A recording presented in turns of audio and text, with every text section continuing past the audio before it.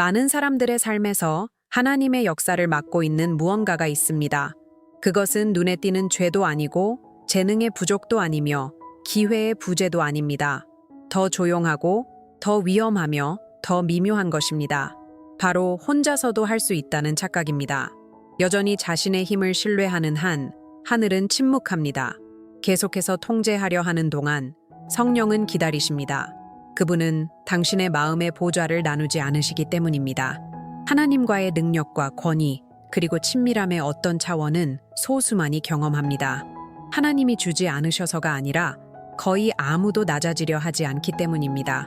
겸손으로 내려가는 것, 항복으로 내려가는 것, 주님 없이는 저는 아무것도 아닙니다. 라고 고백하는 지점까지 내려가는 것, 그리고 그 순간이 오면 모든 것이 바뀝니다. 하지만 질문은 이것입니다. 당신은 정말로 통제권을 내려놓을 준비가 되어 있습니까?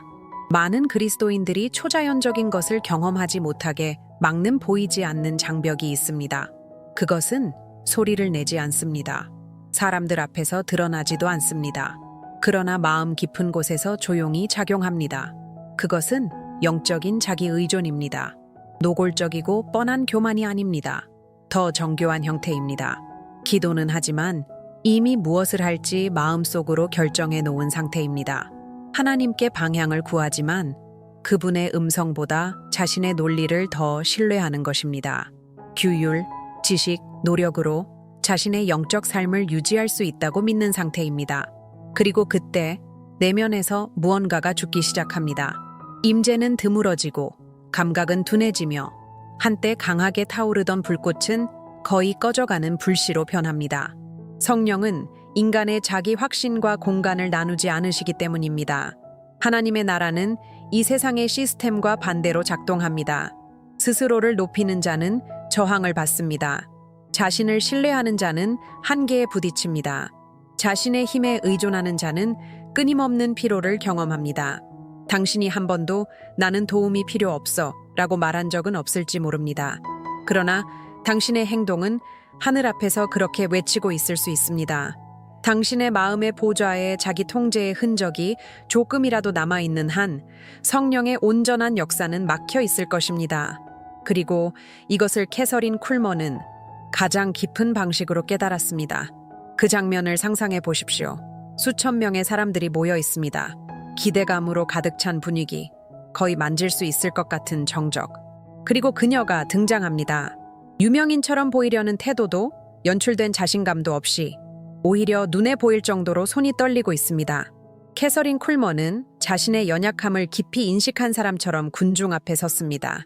그녀의 눈에는 눈물이 고였고 부드럽고 떨리는 목소리가 강당에 울려 퍼졌습니다. 저에게는 아무런 능력이 없습니다. 전혀 없습니다. 만약 성령께서 단 한순간이라도 저를 떠나신다면 저는 완전히 아무것도 아닙니다. 이것은 연습된 말이 아니었습니다. 깊은 확신이었습니다. 그리고 그 순간 무언가가 일어났습니다. 그녀가 자신을 비울 때 하늘이 응답하는 것 같았습니다. 그녀가 자신을 낮출 때 임재는 더 강해졌습니다. 그녀가 자신의 완전한 무능함을 인정할 때 초자연적인 일이 움직이기 시작했습니다. 사람들이 치유되고 마음이 깨어지며 분위기가 바뀌었습니다. 하지만 그것을 강력하게 만든 것은 그녀의 말솜씨도 기술도 타고난 카리스마도 아니었습니다. 바로 항복이었습니다. 그녀는 많은 사람들이 간과하는 원리를 이해하고 있었습니다. 하나님은 강한 그릇을 통해 인상 주시기보다 항복된 그릇을 통해 흘러가기를 원하신다는 것입니다. 자신의 연약함을 더 깊이 인식할수록 성령이 일하실 공간은 더 커졌습니다. 그리고 이것은 우리 안에 깊은 무언가를 직면하게 합니다. 왜냐하면 우리가 아무 능력도 없음을 인정하는 것은 교만에 대해 죽는 것을 요구하기 때문입니다. 그렇다면 왜 하나님은 반복해서 가장 연약한 그릇들을 선택하실까요? 성경에는 우리를 떨게 해야 할 한 문장이 있습니다. 하나님은 교만한 자를 대적하시고 겸손한 자에게 은혜를 주신다. 교만한 자를 대적하는 것은 원수가 아니라 하나님 자신입니다. 이것은 교만이 단순히 영적 성장을 방해하는 것을 넘어서 하늘 자체가 우리를 대적하게 만든다는 의미입니다. 그리고 가장 위험한 점은 교만이 드러난 오만함으로 나타나는 경우가 거의 없다는 것입니다. 그것은 미묘한 생각 속에 숨어 있습니다. 이미 충분히 알고 있다고 믿을 때 나타납니다. 이미 충분히 기도했다고 생각할 때 나타납니다. 매일의 의존보다 과거의 경험을 더 신뢰하기 시작할 때 나타납니다. 영적 교만은 조용합니다. 찬양대에서 노래하고 강단에서 설교하며 사역을 이끕니다.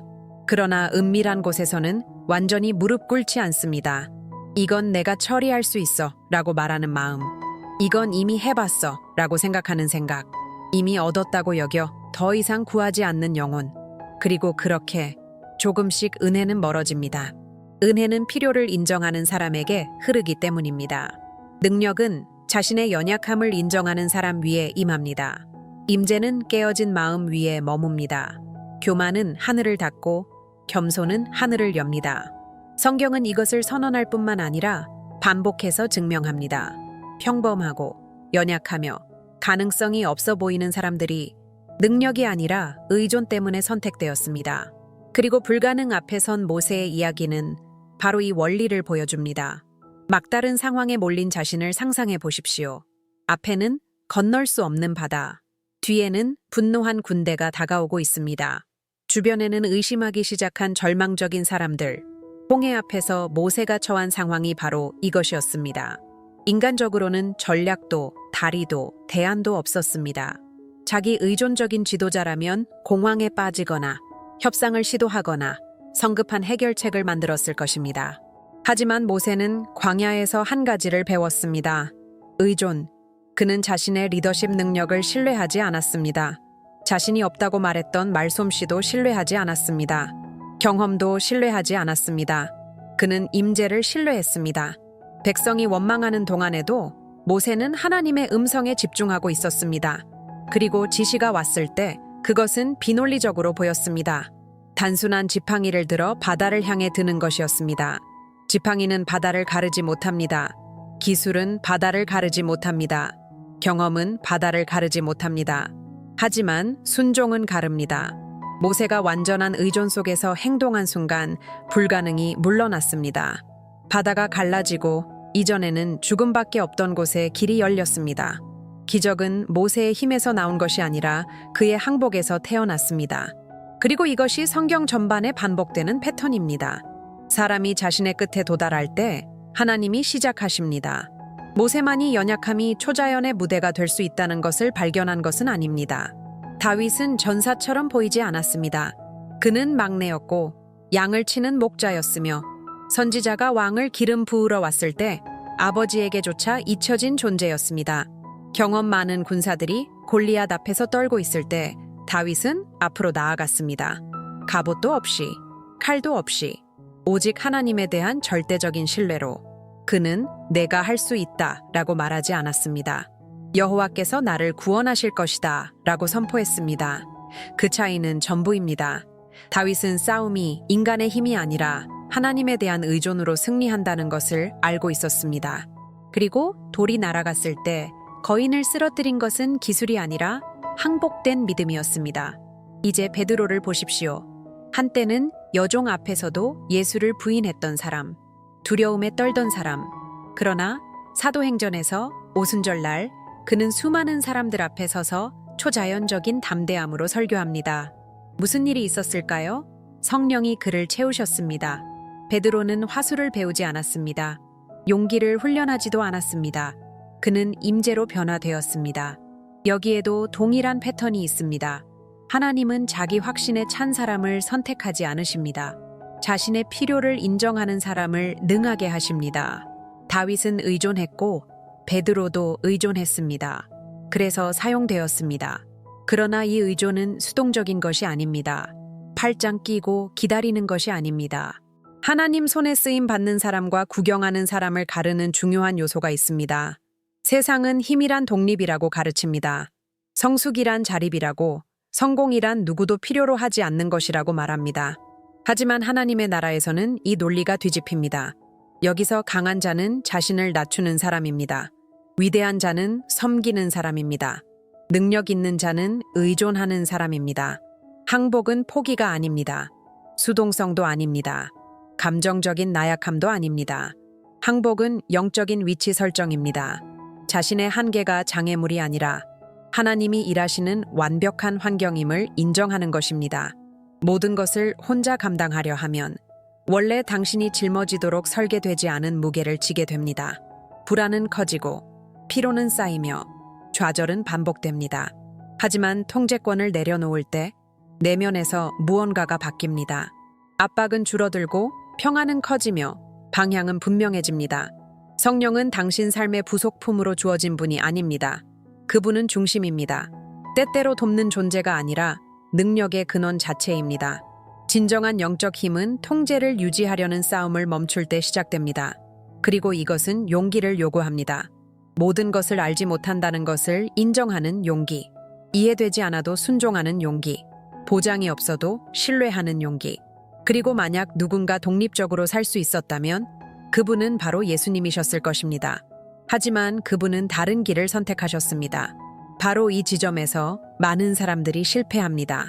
만약 스스로 행동할 수 있는 분이 있었다면 예수님이셨습니다. 그분은 하나님의 아들이었습니다. 권위가 있었고 능력이 있었으며 초자연에 대한 완전한 접근을 가지고 계셨습니다. 그럼에도 불구하고 의존을 선택하셨습니다. 복음서는 일관된 패턴을 보여줍니다. 기적 이전에 그분은 물러나 기도하셨습니다. 중요한 결정을 앞두고 아버지를 찾으셨습니다. 십자가를 앞두고 자신의 뜻을 내려놓으셨습니다. 예수님은 인간적인 충동으로 행동하지 않으셨습니다. 나는 스스로 아무것도 하지 않는다 라고 선언하셨습니다. 모든 말과 모든 기적, 모든 행동은 교제와 순종의 열매였습니다. 그리고 우리는 겟세마네에 이르게 됩니다. 그곳에는 군중도 박수도 없었습니다. 오직 고통만이 있었습니다. 십자가가 눈앞에 있었고 고난은 임박해 있었습니다. 인간적으로는 그 고통을 피하고 싶은 마음이 있었습니다. 그러나 그분의 말은 지금까지 울려 퍼집니다. 내 뜻이 아니라 아버지의 뜻이 이루어지기를 원합니다. 이것이 항복의 절정입니다. 아플 때에도 순종하는 것, 대가가 클 때에도 신뢰하는 것, 설명이 없을 때에도 복종하는 것, 이 헌신 속에서 구원의 계획이 이루어졌습니다. 하나님의 아들조차 완전히 의존하기를 선택하셨다면 우리가 어떻게 혼자 걸어갈 수 있다고 생각할 수 있겠습니까? 많은 사람들이 부활의 능력을 원하지만 항복의 동산은 피합니다. 권위를 원하지만 복종은 피합니다. 그리고 바로 여기에서 많은 사람들이 실패합니다. 진정한 의존은 언제나 즉각적인 순종으로 이어지기 때문입니다. 진정한 의존은 단순한 감정이 아닙니다. 그것은 행동으로 증명됩니다. 나는 하나님을 신뢰합니다. 라고 말하는 것과 그분의 지시가 자신의 논리를 넘어설 때 순종하는 것은 다릅니다. 많은 사람들이 바로 이 지점에서 멈춥니다. 감동을 느끼고 방향을 듣지만 망설입니다. 그리고 왕국에서 망설임은 큰 대가를 치르게 합니다. 아브라함은 상상할 수 없는 명령을 받았습니다. 자신의 땅과 안전과 정체성을 떠나라는 것이었습니다. 상세한 지도도 없었습니다. 눈에 보이는 보장도 없었습니다. 오직 한 음성만이 있었습니다. 그리고 그는 떠났습니다. 노아는 비가 한 번도 내린 적 없는 시대에 방주를 지었습니다. 수년 동안 조롱과 침묵, 그리고 겉보기에는 터무니없는 상황을 견뎌야 했습니다. 그러나 그는 계속 망치를 들고 순종하며 신뢰했습니다. 순종은 상황과 타협하지 않았습니다. 불편한 진실이 하나 있습니다. 늦은 순종은 여전히 불순종입니다. 성령께서 인도하실 때 반응은 즉각적이어야 합니다. 모든 지연은 의심이 들어올 공간을 만듭니다. 모든 타협은 믿음을 약화시킵니다. 영적 권위는 쌓인 지식에서 나오는 것이 아니라 지속적인 복종에서 나옵니다. 모세는 지팡이를 들었습니다. 다윗은 거인을 향해 달려갔습니다. 베드로는 일어나 설교했습니다. 그들은 행동했습니다. 하늘은 하나님과 논쟁하지 않는 마음 위에 열립니다. 그러나 기적과 권위보다 더 깊은 것이 있습니다. 성령이 실제로 누군가 안에 거하시는지를 분명하게 드러내는 표지입니다. 그것은 눈에 보이는 표적이 아닙니다. 공개적인 기적도 아닙니다. 관계를 변화시키는 무언가입니다. 바로 초자연적인 사랑입니다. 많은 사람들은 성령의 임재를 특별한 현상과 연결시킵니다. 기적, 표적, 강렬한 분위기. 그러나 예수님은 제자들의 분명한 표지가 무엇인지 분명하게 말씀하셨습니다. 너희가 서로 사랑하면 이로써 모든 사람이 너희가 내 제자인 줄 알리라. 증명하는 것은 은사가 아닙니다. 확증하는 것은 말솜씨가 아닙니다. 사랑입니다.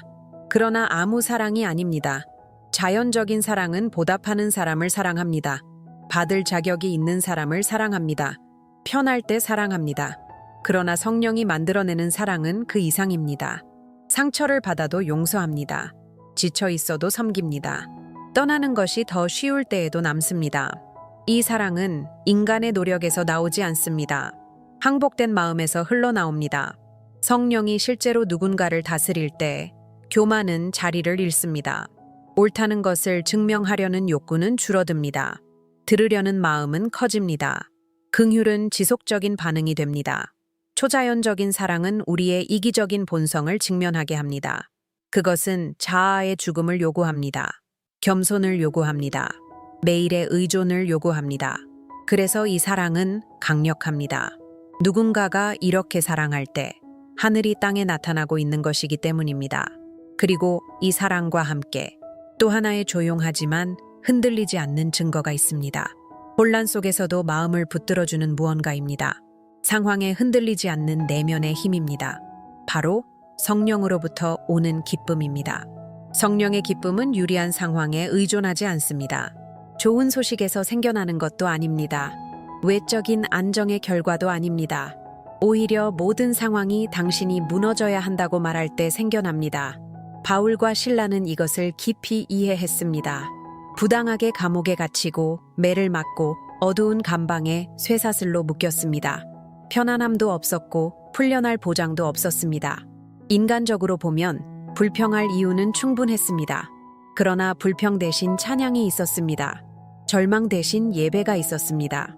다른 이들이 자거나 신음하는 동안 그들은 노래했습니다. 그 소리는 벽을 넘어 쇠사슬을 넘어 그 감옥의 영적인 분위기 자체를 뚫고 지나갔습니다.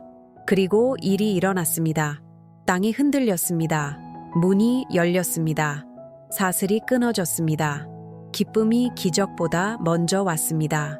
이것은 강력한 진리를 보여줍니다. 성령이 주시는 기쁨은 반응이 아니라 태도입니다. 응답이 오기 전에 신뢰를 선언합니다. 증거가 나타나기 전에 믿음을 선포합니다. 이 기쁨은 고통을 무시하지 않습니다. 그것을 초월합니다.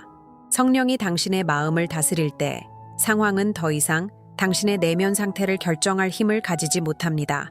골짜기에 있어도 흔들리지 않을 수 있습니다. 광야에 있어도 노래할 수 있습니다. 그리고 그 기쁨은 힘이 됩니다. 그러나 이 힘은 특정한 토양에서 자랍니다. 교만이나 자기 의존의 땅에서는 자라지 않습니다.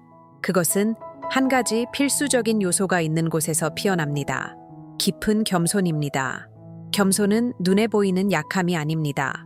보이지 않는 힘입니다. 무대를 찾지 않습니다. 인정받기를 요구하지 않습니다. 무엇인가를 증명할 필요도 없습니다. 겸손은 그저 자신을 낮춥니다.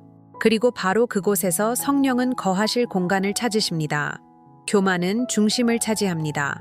통제를 원합니다. 공로를 원합니다. 인정받기를 원합니다. 그러나 겸손은 보좌를 내어드립니다. 주님께서 다스리십시오. 라고 말합니다. 그리고 그 순간 초자연적인 일이 풀려납니다. 성경은 일관된 원리를 보여줍니다. 스스로를 높이는 자는 낮아지고 자신을 낮추는 자는 높아집니다. 하나님의 나라에서는 올라가는 것이 내려가는 것으로 시작됩니다. 다윗은 양을 치던 때 기름 부음을 받았습니다. 모세는 광야의 익명 속에서 준비되었습니다. 바울은 보내심을 받기 전에 먼저 깨어졌습니다. 권위 이전에 항복이 있었습니다. 능력 이전에 깨어짐이 있었습니다. 겸손은 부를 위한 토양을 준비합니다. 그것은 박수에 대한 갈망을 제거합니다. 경쟁을 없앱니다. 비교를 잠재웁니다. 그리고 가르침 받을 수 있는 마음, 성령의 부드러운 음성에 민감한 마음을 만듭니다. 당신이 더 낮아질수록 그분은 더 높아지십니다. 그리고 하나님이 영광을 다투지 않고 순종을 타협하지 않으며 명성을 추구하지 않는 마음을 발견하실 때 하늘은 응답합니다. 성령은 인상적인 재능 위에 머무르지 않습니다. 항복된 마음 위에 머무르십니다. 그리고 그 마음이 준비되면 피할 수 없는 일이 일어납니다. 불이 임합니다. 갈멜산 위에는 2개의 제단이 세워져 있었습니다. 한쪽에서는 바알의 선지자들이 외치고 소리 지르고 자신을 베며 인간의 노력으로 불을 만들어내려 했습니다. 반면 엘리야는 전략적인 침묵 속에 서 있었습니다. 그러나 불이 내려오기 전에 중요한 일이 먼저 일어났습니다. 제단이 회복되어야 했습니다. 성경은 엘리야가 무너진 주님의 제단을 다시 쌓았다고 말합니다. 돌 하나하나를 쌓아 올렸습니다. 모든 것을 정리했습니다. 제물을 준비했습니다. 나무를 놓고 물을 부었습니다. 그는 기적을 만들어내려 하지 않았습니다. 환경을 준비했습니다. 그리고 기도했습니다. 감정적인 과시도 없었고 조작도 없었습니다. 정열이 있었고 항복이 있었고 존중이 있었습니다. 그리고 불이 임했습니다. 제물을 태웠습니다. 나무를 태웠습니다. 돌을 태웠습니다. 물까지도 태웠습니다. 이것이 성령의 방식입니다. 불은 무너진 제단 위에 내리지 않습니다. 나뉜 마음 위에 머물지 않습니다. 교만이 여전히 다스리는 곳에는 머물지 않습니다. 많은 사람들이 주님, 주님의 불을 보내주세요 라고 기도합니다. 그러나 내 제단은 정돈되어 있는가? 라고 묻는 사람은 적습니다. 성령의 불은 단지 따뜻하게 하는 것이 아닙니다. 그것은 정결하게 합니다. 하나님께 속하지 않은 것을 태워버립니다. 본성을 변화시킵니다. 불이 임하면 더 이상 이전과 같을 수 없습니다. 그러나 많은 사람들이 듣고 싶어 하지 않는 진리가 있습니다. 불은 언제나 희생을 요구합니다. 모든 사람이 그 대가를 치를 준비가 되어 있는 것은 아닙니다.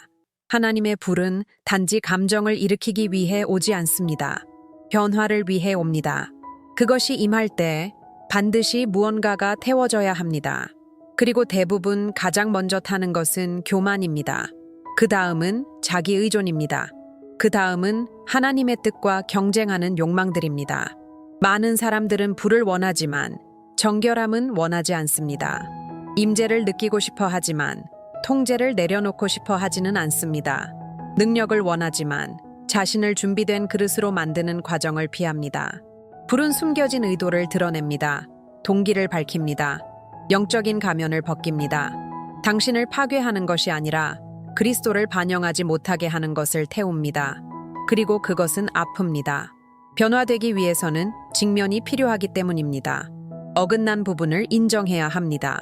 성령이 오래된 상처, 잘못된 생각, 반복되는 패턴을 만지시도록 허락해야 합니다.